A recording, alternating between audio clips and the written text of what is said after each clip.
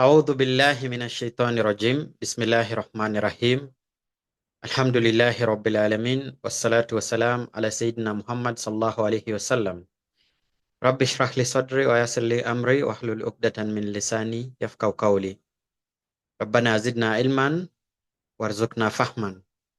السلام عليكم ورحمة الله وبركاته.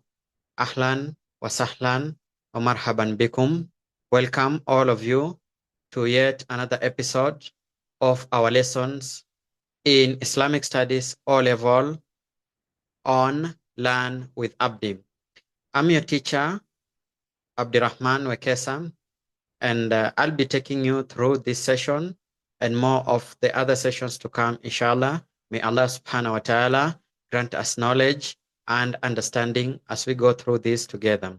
So if you are new to the channel, kindly make sure that you go through the previous two lessons that you have missed so that you get to understand where we started from up to the place that we have reached today. And also, you can get the beneficial knowledge that will help you in this dunya and also in akhirah, inshallah. So welcome all. And also, again, if you're new to the channel, please make sure that you, when you enjoy the content, you like, subscribe, and also share with the others so that all of us can be of beneficial to this lesson and to this knowledge that you're getting. So without further ado, I want us to go directly to our lesson today. And in the lesson today, we're going to look under the subtopic Foundation of Makkah.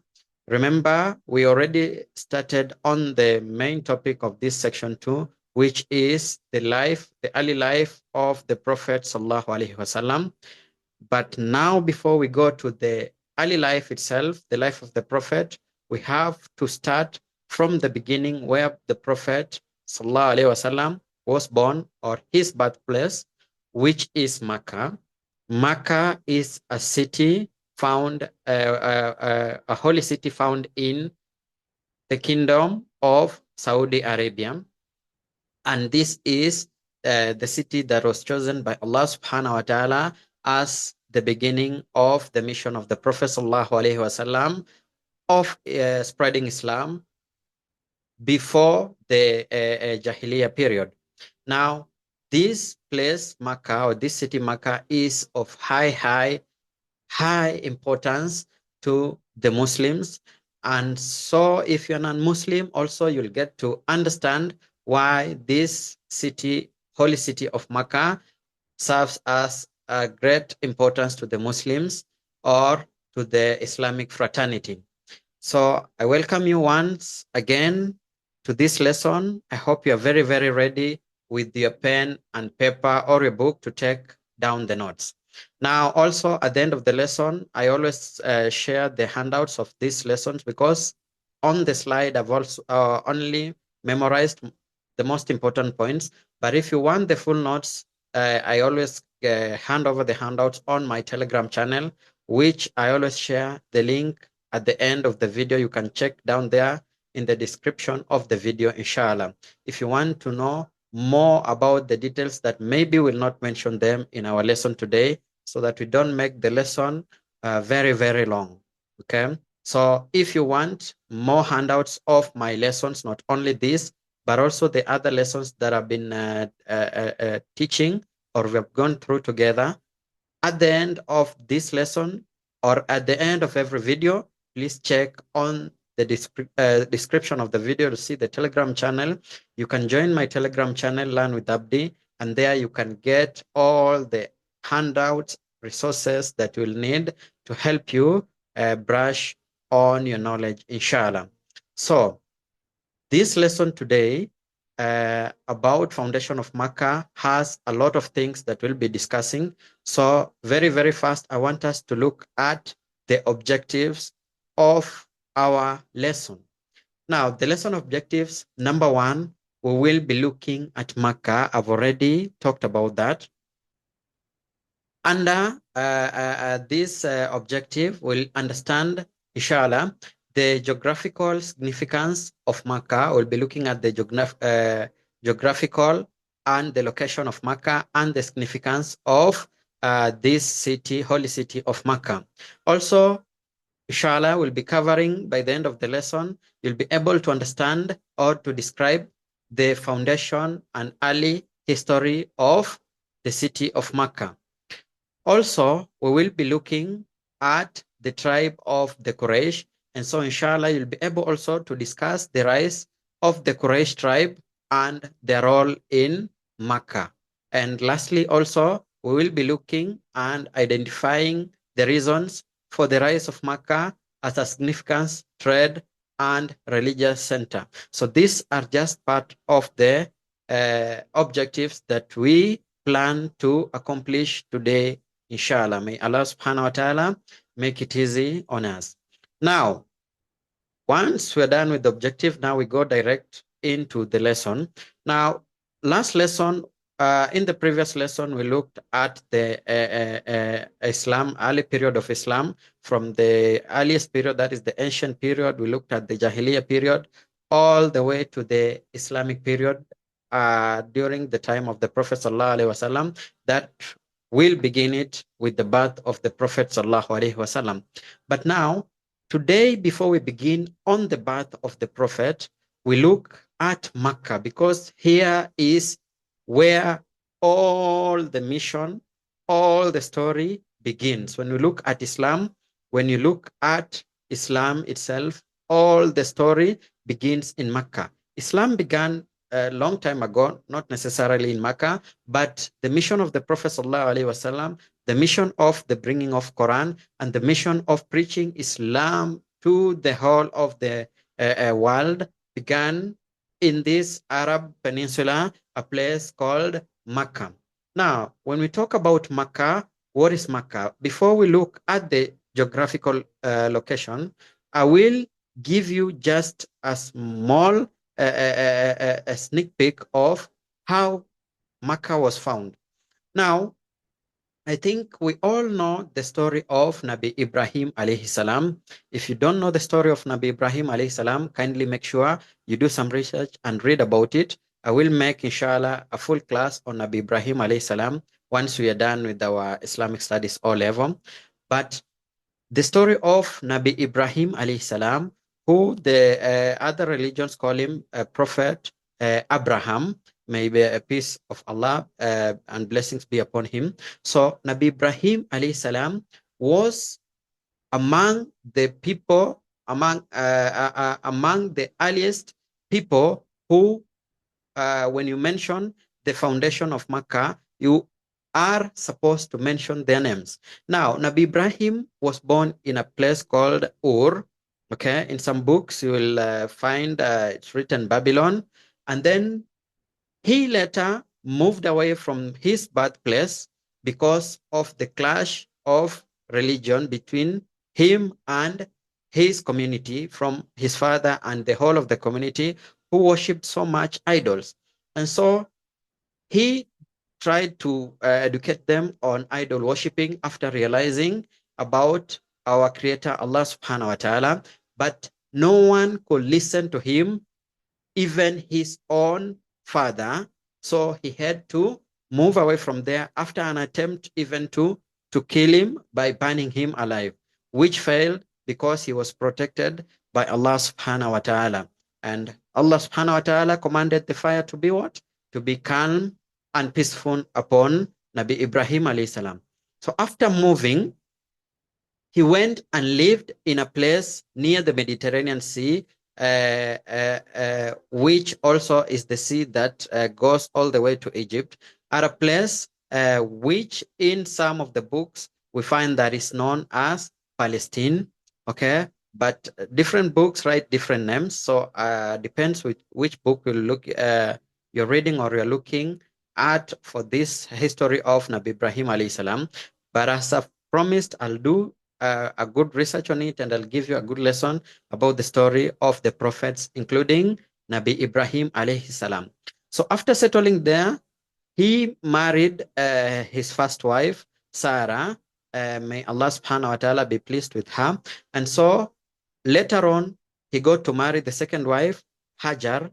Hajar or Hagar, who was the maid of Sarah, later became now the wife of Nabi Ibrahim alayhi salam by the blessings and permission of Sarah, the first wife, because there was an issue of them getting children for a very long period of time. Allah subhanahu wa ta'ala had not yet blessed them with children. Now, to cut the whole story short, Hajar was blessed with the first son of Nabi Ibrahim alayhi salam by the name of Ismail alayhi salam. Now, from or through Nabi Ismail's alayhi salam lineage, all the way we end up with Prophet Muhammad sallallahu alayhi wasallam.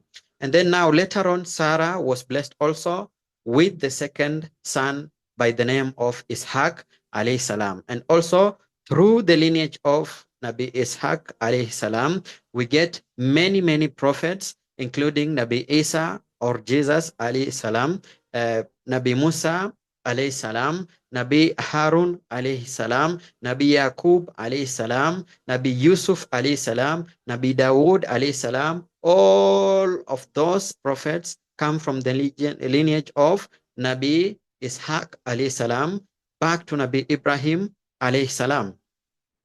Now, Nabi Ibrahim alayhi salam was also commanded by Allah subhanahu wa ta'ala to separate the two wives, that is Sarah and Hajar. And so he took Hajar together with his son to a very far place with the permission of Allah subhanahu wa ta'ala, up to a place called Makkah, which is now called Makkah.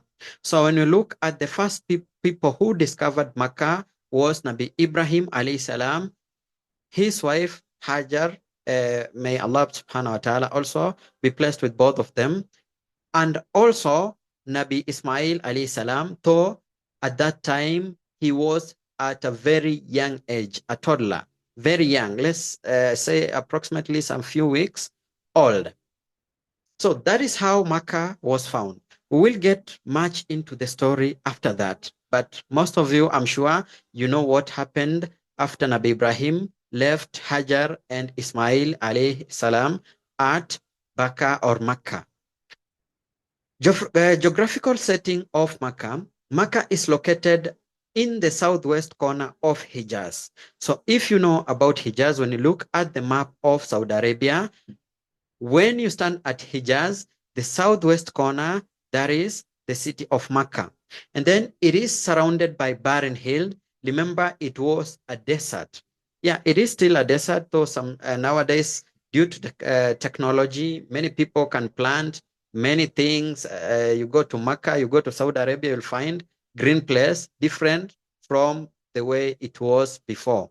So when we talk about the ancient discovered Makkah, it was very, very barren, surrounded by dry hills around it. Okay. For example, the Safa and Marwa hills, the one that Hajar used to run in between while looking for food and water for his son after he was left by the husband, Nabi Ibrahim alayhi salam. Now, just a minute.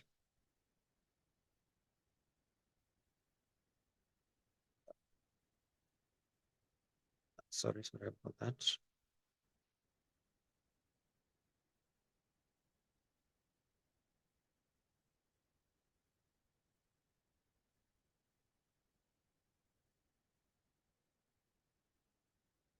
Okay, so sorry. So we were saying Makkah is surrounded by barren hills. We have Safa and Marwa, the one that are known so much.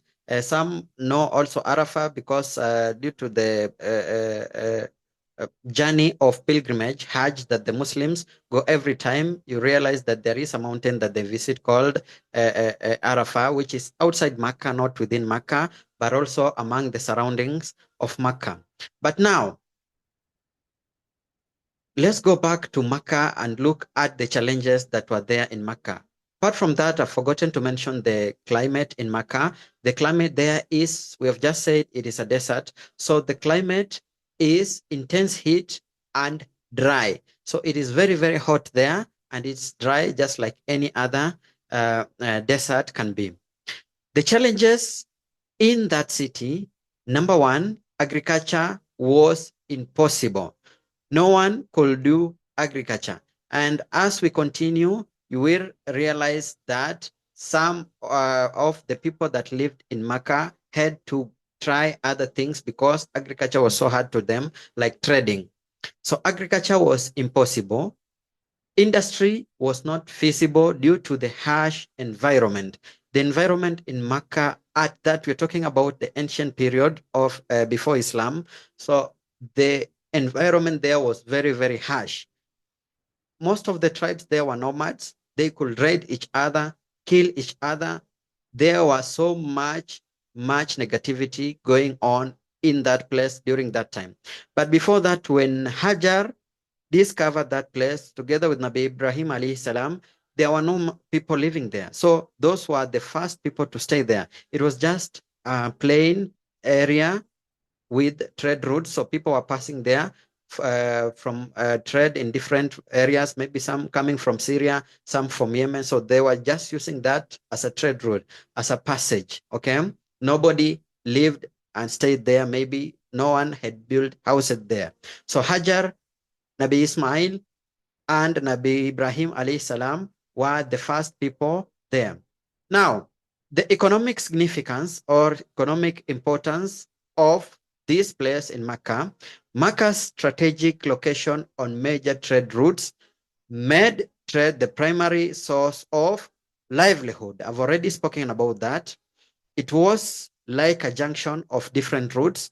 People coming from different places were passing through Makkah. So the first people to stay there, their main source of livelihood was trading. Another thing is that the proximity to the port of Jeddah from Makkah enabled sea trade as well. So people were not only using the trade routes, no, also we had the ports, the port of Jeddah, and which enabled people to use the sea to trade. People could sail to other places, for example, Egypt, all the way to Egypt, to go do their trading and come back by sea. So that is it with the Makkah location and geography. Now let us look at the foundation of Makkah. How was Makkah found? I've already given you a sneak peek of the foundation of Makkah. Makkah did not exist when Hazrat Ibrahim alayhi salam and Hazrat Ismail alayhi salam constructed the Kaaba. There was no city of Makkah at that time. I've said that and I say it again, it was just a plain place, a plain area where no one lived. So for centuries, it was merely a camping ground for nomadic tribes. Tribes from the desert, the Ahlul Badia, the Bedouins, could come to Makkah looking, searching for pastures and maybe water and just pass through, maybe come there for 1 or 2 days and then go to another place because there was not much going on in Makkah. I hope we're together up to there. So, once it was discovered by Nabi Ibrahim, Hajar, Nabi Ismail alayhi salam, Nabi Ibrahim goes back and leaves Hajar there. And Hajar has a little food, which was dates, and water, which eventually comes to an end. It finishes off. It's just little. And remember, she has a very young baby, Nabi Ismail alayhi salam. So at the end of the day, she has to look for source of feeding, like food to feed the child.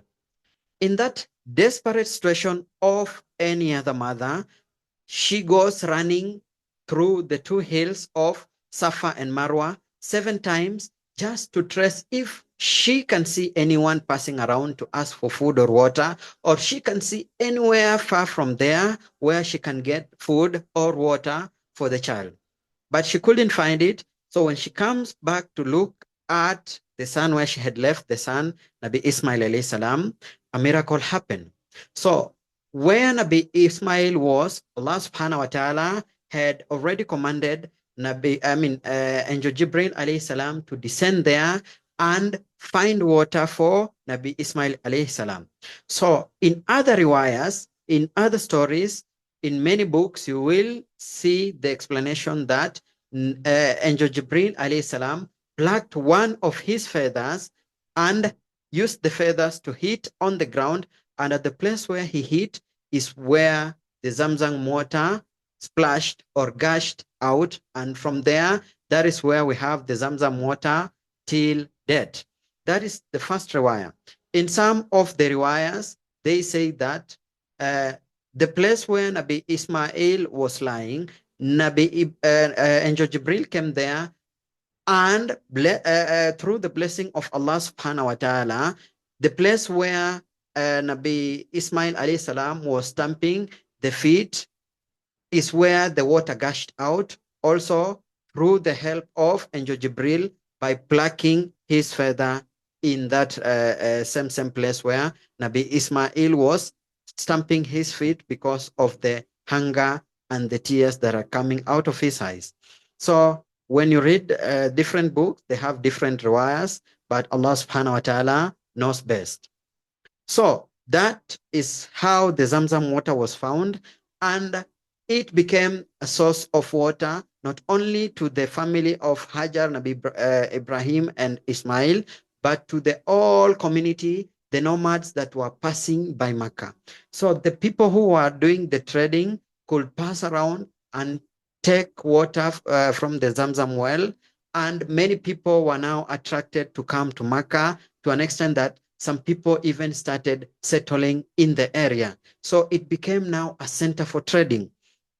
People coming from Syria, they come there to cut out their thirst. They meet people coming from Yemen, they start trading, and so people start settling in Makkah. MashaAllah.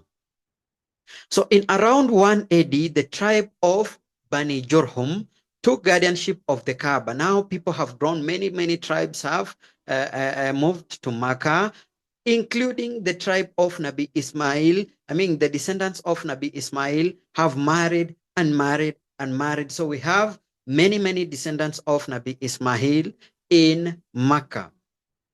So these Bani Jurhum took the guardianship and decided to be the leaders of this small city of Makkah by guarding the Kaaba after the Kaaba had been constructed by Nabi Ibrahim and Nabi Ismail alayhi salam. So they renamed this city the city of Makkah. Remember before that I said it was known as this, it was just known as Makkah, not even a city. So the Bani Jurhum ruled until the migrating tribe of Banu Khuza overthrew them and took over as now the new leaders of Makkah. Eventually, later on, the Banu Khuza ruled for a very long time until to an extent that the Khuzanite chief wanted to marry from among the people or the descendants of Nabi Ismail alayhi salam. So many people wanted the Khuzanite chief or the chief of the Banu Khuza to marry their daughters, but he chose to marry the daughter of one of the descendants of Nabi Ismail alayhi salam by the name of Qusay. So Qusay's daughter was married to the chief of Banu Khuza, and the chief of Banu Khuza didn't didn't get time to rule for a very long time over Makkah. He died, and so Makkah was left without a leader. The Banu Khuza were ruling, but when their chief died, there was no one ruling. And so Qusay took advantage of that moment. He saw that this place now is leaderless, and I have good relationship with the Banu Khuza. I can talk to them and become their leader. It didn't go well, so Qusay had to take the leadership by force. So he became the new leader of Makkah, the new guardian of the Kaaba, and so he called all the Quraish that were not, most of the Quraish were living in Makkah, but we had those ones who were living outside. So when he took leadership, all of them came back and stayed in Makkah. Now Makkah was under the leadership of the Quraish tribe after the Banu Khuza tribe had been overthrown. So now Qusay is the leader. The Quraysh are leading Makkah. What next? The rise of the Quraysh now. Now, Qusay His first name is, Qusay comes from the descendant, he's a descendant of Nabi Ismail, but his grandfather, that's how best I can put it, his great-great-grandfather was known as Fihr Quraish. So the word Quraish, the name Quraish of the Quraish tribe was taken from the second name of the descendant of Qusay by the name of Fihr. So the Quraish tribe are the descendants of Fihr Quraish, who existed in the 3rd century AD. Now, with Qusay being a significant leader who died in the year 480 AD, many years later on. Now, we have already said that Qusay married into the Khuzarite chief's family, and upon the chief's death, he drove out the Banu Khuzar, taking control of Makkah. Now, according to the Arab culture, long time ago, they were choosing leaders according to the family. Like, I don't know how best I can put it, but if a father dies, the elder son takes over. It was not only among the Arabs, but most of the kingdoms long time ago. That is how they were being run. The father dies, the son takes over as the king. The son dies, this other son takes over, like that. Okay, so also here in Makkah, that is what happened. So Qusay was the leader of Makkah, and after the death of Qusay, now his son had to take over as the leader. His son Abdi Manaf took over as the leader of Makkah. I will explain all that up to the place where the Prophet ﷺ now comes to the existence in Makkah. So the Quraysh clan, by the time of the Prophet ﷺ's birth, there was the Quraysh clan had 10 clans, like the Quraysh tribe had 10 clans in it. Sorry, not the Quraysh clan. The Quraysh tribe. Remember, in the first lesson, we learned the difference between clans and tribes. We said the Arabs had the Kabilas, which were known as the tribes, okay? And then under the Kabilas, now we had the clans. The clans, we called them the Banu. For example, the clan of the Prophet was the clan of the Hashims. So they were known as the Banu Hashim. So during the birth of the Prophet, there was already 10 clans that existed under the Quraysh tribe. Qusay has died. Abdi Manaf has taken over as the leader. So Abdi Manaf led very, very well, just like his father, and then he died. Remember, during the time that Qusay had taken over, Qusay bin Kilab had taken over as the leader of Makkah, at that time, idol worshipping or idolatry was very, very high, to an extent that people were storing their idols inside the Kaaba. So people had already forgotten totally about Allah subhanahu wa ta'ala, and Arab was purely into idol worshipping. In every household, you could find an idol at that time. So Allah subhanahu wa ta'ala, as a punishment to these people, he made the Zamzam water disappear under the sand. So when Qusay was born, when he was a leader, there was no Zamzam water. We will get to know later on how the Zamzam water came to existence again. So Abdi Manaf, the son of Qusay, took over, and then after Abdi Manaf's death, his son Hashim took over now as the leader.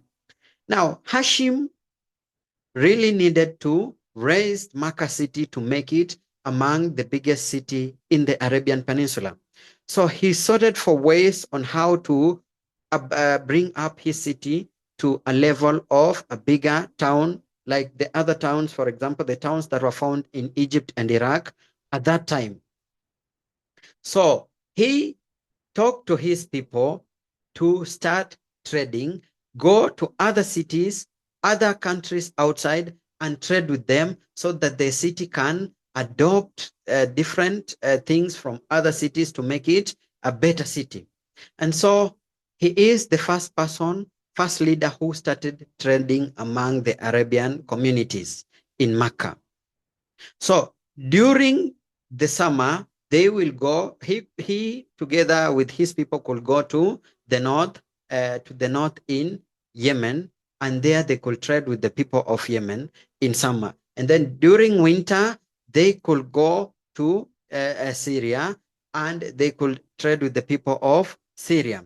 And Allah subhanahu wa ta'ala reminds the Quraish about how he protected them during their journey during the summer and winter to Yemen and Syria in Surah Al-Quraish.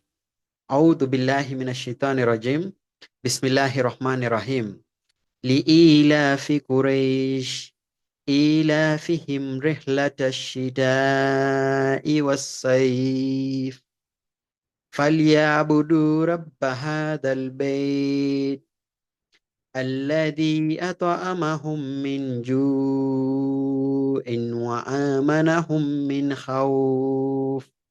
That is Allah subhanahu wa ta'ala reminding the Quraysh. Later on, we will look at why Allah subhanahu wa ta'ala is reminding the Quraysh of the favors that He gave them during their journey from summer to winter. So that was introduced by Hashim, the son of Abdi Manaf, the son of Qusay, the descendant of Fihr Quraish, the descendant of Nabi Ibrahim, Ismail alayhi salam, the son of Nabi Ibrahim alayhi salam. So on one visit of Hashim, when he was going to Syria, he was passing through Yathrib, currently known as Medina, and in that time, he met this lady who was also from a very prominent family in Yathrib or in Medina by the name of Salma.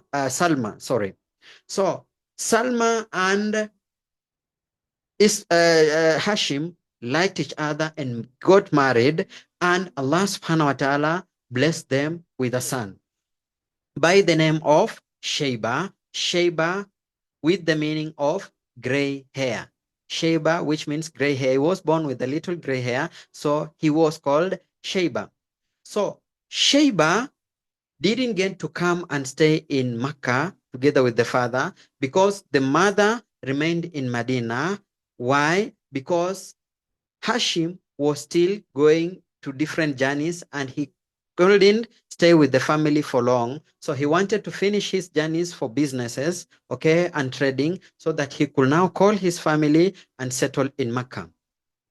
But before he could finish his traveling, he died on the way as a result from Syria during the winter as a result of cold.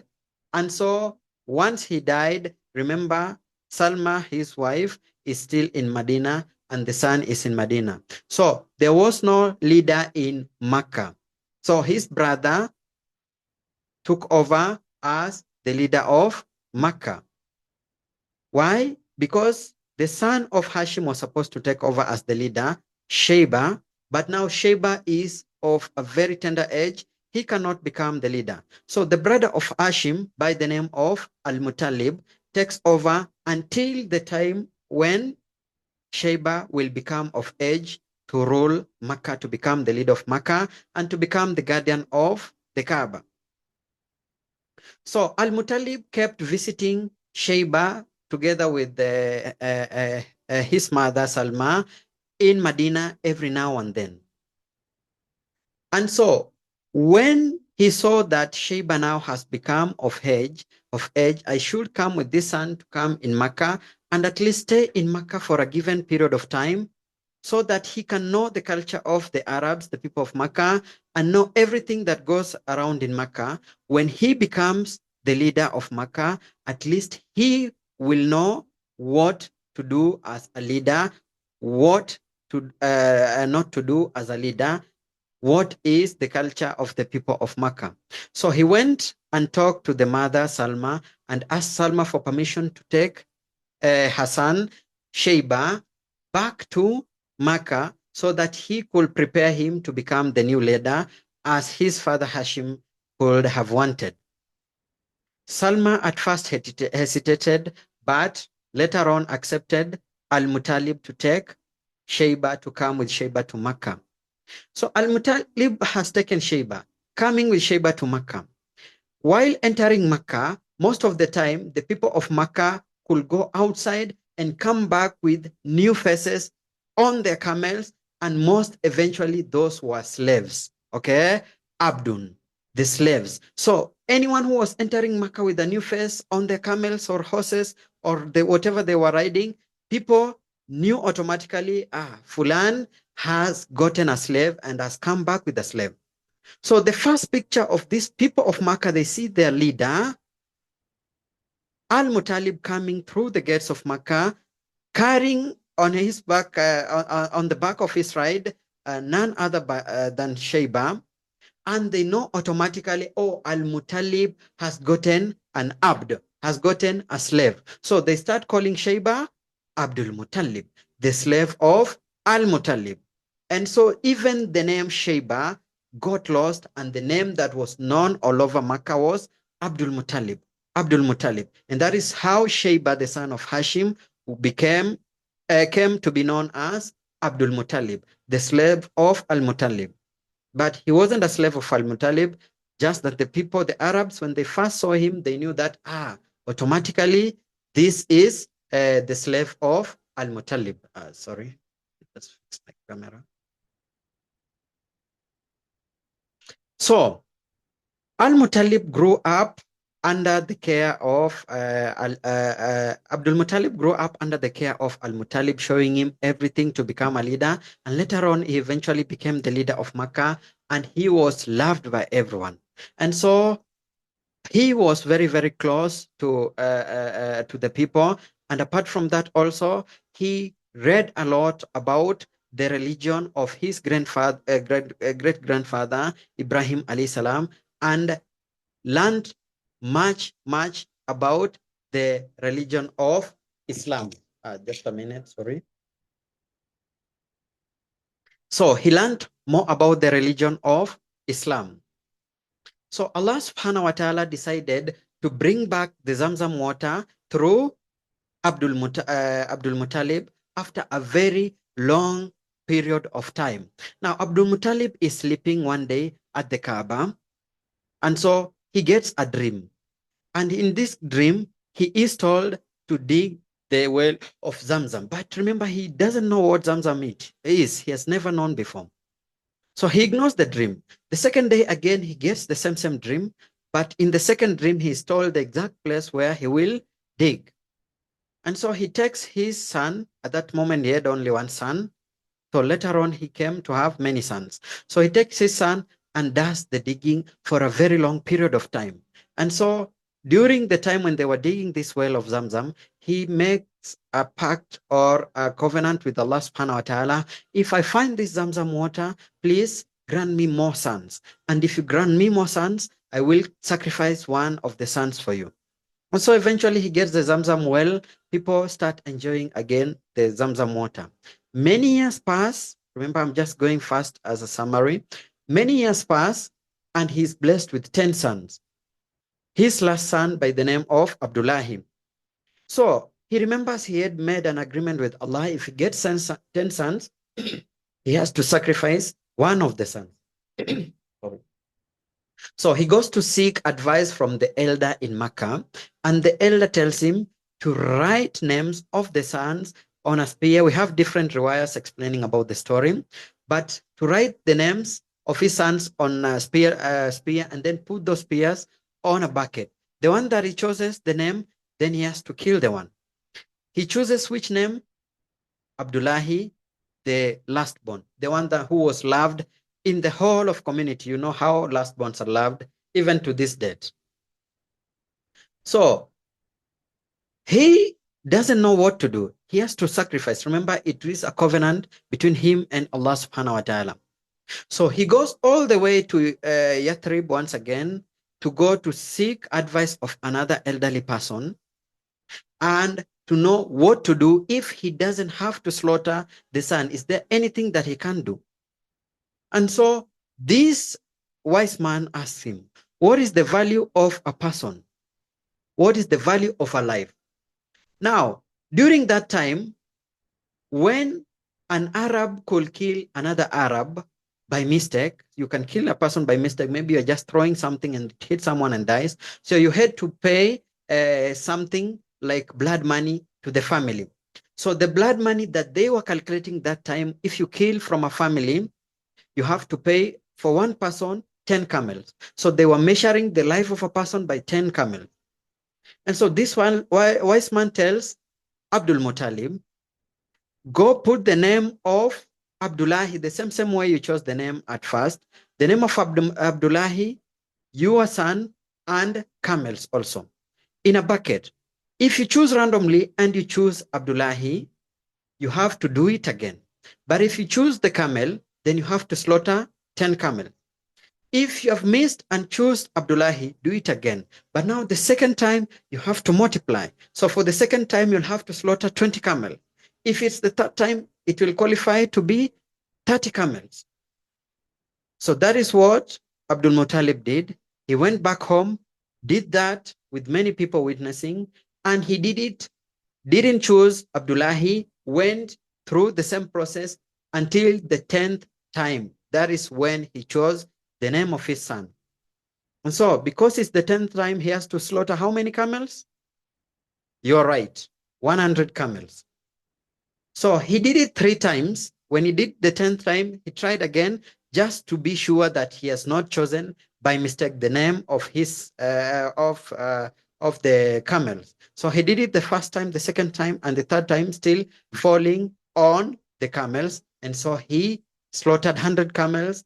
Many people, all of the people in Makkah, we are told all the people in Makkah feasted that day.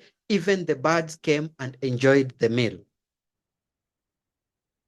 So Abdullahi, the last born, now got married to a very, very beautiful young lady by the name of Amina. And so there is where we will get the Prophet Sallallahu Alaihi Wasallam.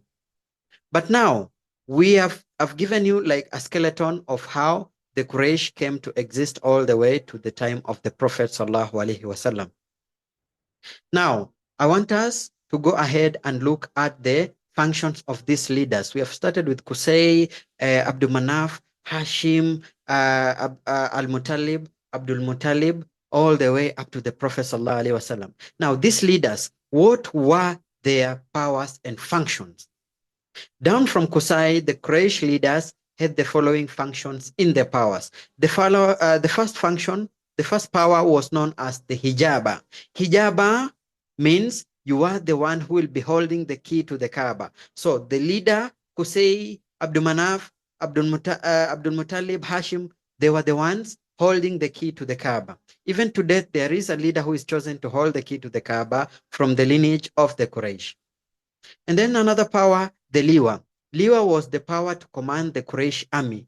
So there was the Quraish army and you were the commander. Just like today, the president is the commander-in-chief of the country's army. Nadwa was the power to summon the council of the Quraysh leaders in case there is something to discuss. You are the one to summon them. And then Rifadha, the power to receive an annual poor tax to feed the poor pilgrims, the one who were coming for pilgrimage. We had those poor people who could not afford food or other basic needs. So we had this tax, annual poor tax called Rifadha. You were the one with the power to receive it and distribute it to the needy. And lastly, Siqaya. This is the power over the wells, the Zamzam well, and also the water sources inside and near Makkah. Those were the 5 powers and functions of the Quraishi leaders.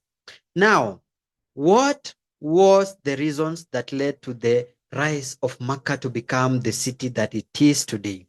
The first one is the historic foundation of the Zamzam water. The Zamzam water started attracting nomadic tribes. The nomads, these are people who move around searching for food and water for their animals. That can be camels, cow, dog, not dogs, mostly livestock, cow, sheep, goat. So these people, when they realized there is Zamzam water in Makkah, they chose to settle there.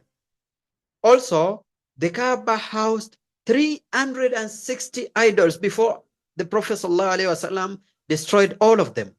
So this attracted people in Jahiliyyah period, people from different tribes, different nations who are worshipping idols from India, China, Pakistan, I don't know, Egypt. All of them were attracted to come to Makkah and look at the idols that were inside the Kaaba and around the Kaaba.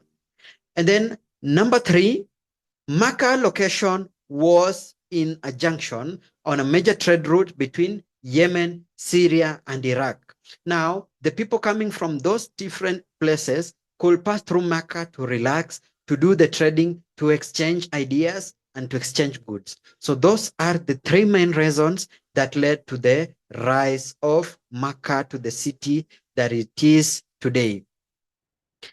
The family tree of the Prophet ﷺ, very, very fast.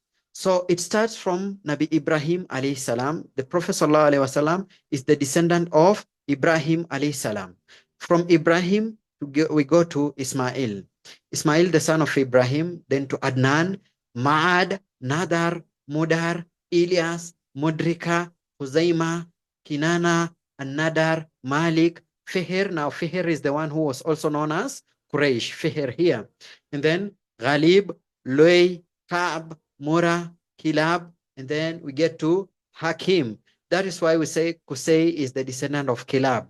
Okay, Qusay is the son of Hakim, who is the son of Kilab. And then Hakim had 2 sons, Qusay and Zuhra. So from Qusay, I had 2, children, Qusay and Zuhra, the daughter. So from Zuhra, we will get Amina, the mother of the Prophet ﷺ, who is also the descendant of Nabi Ibrahim ﷺ. And then from Qusay, we get Abdullahi, the father of the Prophet ﷺ. So you can go through the tree, the family tree, and at least memorize up to Qusay or up to Kilab. Okay, you can memorize all of it up to the Prophet Nabi Ibrahim alayhi salam, if you have time. Now, that is the family tree of the Prophet. That means the Prophet sallallahu alaihi wasallam is a direct descendant of Nabi Ibrahim alayhi salam. Also, his ancestor Hashim was a wealthy merchant who traded with Syria, further establishing the Quraish influence in the region. So he made the tribe of the Quraish known all over the Arabian Peninsula. Hashim died in 510 AD, leaving behind a very big legacy that shaped Makkah's future, and that is why the Prophet came from his clan, the Banu Hashim. So that is it with the foundation of Makkah, how Makkah was found and how it existed up to the birth of the Prophet Sallallahu Alaihi Wasallam. Okay, so next we will be looking at now the birth of the Prophet Sallallahu Alaihi Wasallam. Today we have explored the significance of Makkah's location, the foundation of and the rise of the city of Makkah, the tribe of the Quraish, how it existed and how it came to rule Makkah, the factors contributing to the Makkah's uprisal and prominence before Islam, the lineage of the Prophet, the family tree of the Prophet from Ibrahim alayhi salam all the way to Prophet Muhammad sallallahu alayhi wasallam. These elements set the stage for the birth of the Prophet sallallahu alayhi wasallam and the transformative events that will follow. So we are just starting. We have not started yet on the history of the Prophet, the real story. So in the next class, inshallah, we will begin discussing the birth of the Prophet sallallahu alaihi wasallam, the early years of his life, the life of the Prophet sallallahu alaihi wasallam. So I ask you to stay tuned for the recording, and I will keep you informed about the Zoom live classes for those people who are asking. If you have any inquiries, you can put them down in the comment. I'll get to answer them. Again, if you have enjoyed today's lesson, please make sure to comment down there so that you can encourage others also, and then like also this video and subscribe. You can put on the notification bell so that anytime I post a new lesson, a new episode of our class, you get notified. Remember the handouts, I share them in my Telegram channel. I'll put the link below this video so that you can access the link.